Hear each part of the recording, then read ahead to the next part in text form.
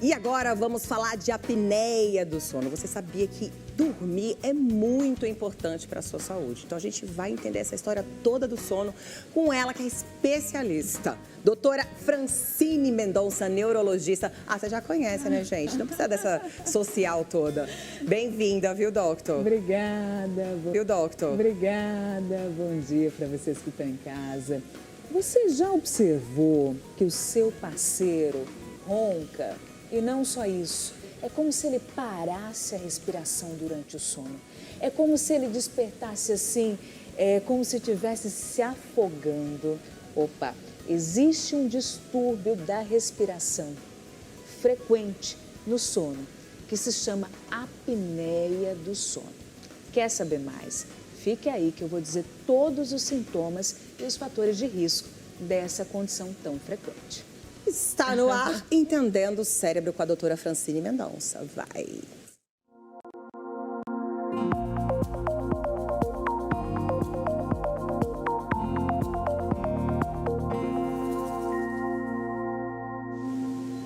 Doutora Francine, o que é a apneia do sono? Ótimo, Gê. A apneia do sono é uma suspensão temporária da respiração, que ocorre, vou falar especificamente da apneia obstrutiva, porque existe outro tipo de apneia, que ocorre por uma obstrução, que pode ser parcial ou total, das nossas vias aéreas. Tem um vídeo aqui que eu quero mostrar para vocês que vai ficar mais fácil de vocês entenderem. Então, esse aqui é o nosso aparelho respiratório. O ar, ele vai entrar pelas nossas narinas e vai passar aqui por essa via aérea respiratória. Aqui nós temos a língua, Gi. Aqui nós temos uma estrutura da nossa faringe. O que é que acontece? Quando a gente deita, o indivíduo que tem a predisposição a ter a apneia do sono, essa estrutura, ela vai obstruir essa passagem, seja parcial ou totalmente. Aí o que é que acontece? Falta oxigênio. Faltando oxigênio, aumentando o gás carbônico porque parou de respirar, o nosso cérebro vai dizer assim, opa, esse indivíduo tem que acordar. Tem que acordar para poder o ar passar, para voltar ao normal. Então, o que é que acontece? Uma parada total ou parcial da respiração e um despertar. E esse despertar pode ser um micro despertar ou um despertar como parecendo que está asfixiado ou que está se afogando, e aí o seu parceiro, ele começa a observar. Isso é a apneia respiratória obstrutiva do sono. Tá. Doutora, todo mundo que ronca tem apneia? Não. É comum que quem tem apneia do sono ronque, mas nem todo mundo que ronca apresenta apneia, tá? E aí, Gi, nós temos alguns sintomas que são característicos. E o principal deles é a sonolência excessiva diurna. Aquele indivíduo que fica sonolento durante o dia. Sinal que não dormiu bem, né, na noite Isso, anterior. Sinal que não dormiu bem. Por quê? Porque teve despertares, microdespertares e não teve um sono restaurador. Então, o indivíduo que chega no meu consultório e fala assim, doutora, eu estou cansado, estou com fadiga, estou com falta de foco, estou com falta de concentração. O que será? Será que eu tenho alguma doença? Primeira coisa que eu pergunto, como está o seu sono? Traga o parceiro, seu parceiro fala que você ronca, que você para a respiração durante o sono. E essas pessoas, elas ficam ali, ó, cochilando, tem uma tendência a cochilar, e né? É consciente esses microdespertares, assim? A pessoa tem essa consciência, não? Que ela... Não. E aí ela volta a dormir ou não? Não. Ela geralmente não percebe. Geralmente é o parceiro que percebe. É lógico, não dorme, não fica lá, meu Deus do céu. não fica acordado, né, com o barulho do ronco. Tem gente... Eu não consigo dormir, gente, juro. Pode ser, por exemplo, a sonolência excessiva é uma queixa. Outras pessoas, elas colocam um sono fragmentado, porque ele desperta. Então, isso pode ser uma queixa da pessoa, pode despertar, mas ela não sabe exatamente do que é. Tem pessoas que despertam com a boca seca, tá? Isso pode acontecer, é um dos sintomas. Outra coisa é a dor de cabeça na manhã. Então, 10 a 30% das pessoas, elas apresentam não só a sonolência, que é o mais comum, mas uma dor de cabeça mais frequente pela manhã e pode estar presente na maioria dos dias. Esses são os principais sintomas. E tem mais algum, doutora? Tem mais um que é frequente também. Você que acorda para urinar à noite com muita frequência, isso pode ser a apneia do sono. Indivíduos que tendem a despertar com vontade de urinar. Sim. Então, em síntese, sonolência excessiva, roncos com tendência à asfixia durante a noite, um sono inquieto, dor de cabeça, um sono fragmentado, aí uma vontade de urinar frequente durante a noite. São sintomas que podem indicar que você tem esse distúrbio do sono respiratório mais frequente, a apneia do sono. E qual é a causa da apneia do sono? Ótimo, Gi. Existem vários que eu posso dizer assim, fatores de risco para a apneia do sono obstrutiva.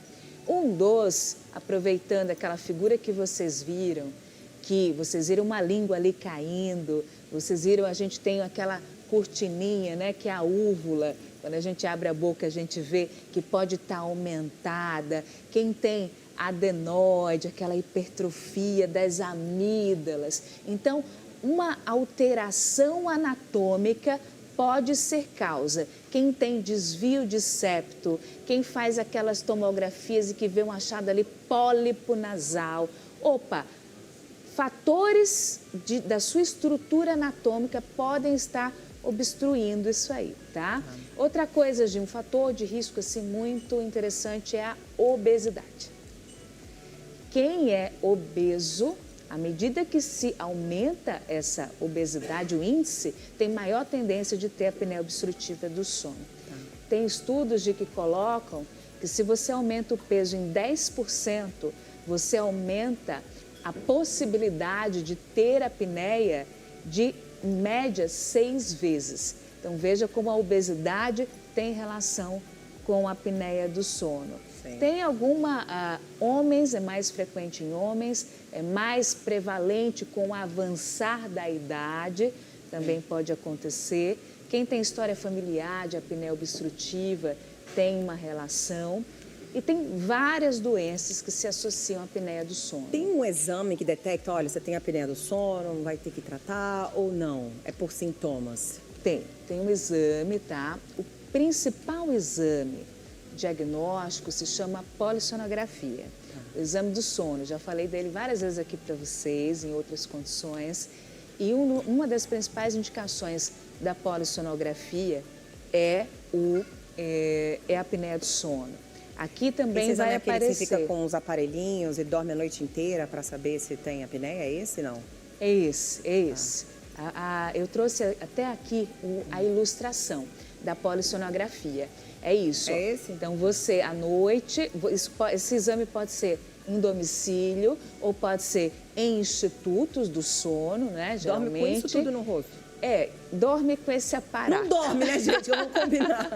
Dorme com esse aparato que vai testar como é que está a sua respiração, vai testar como é que está a sua frequência cardíaca, vai testar como está o movimento do seu corpo nessa respiração. E esse exame, ele vai dar um índice, né, de apneia. Quantas paradas respiratórias você tem por hora? Ele vai dar a oxigenação, se está caindo a oxigenação.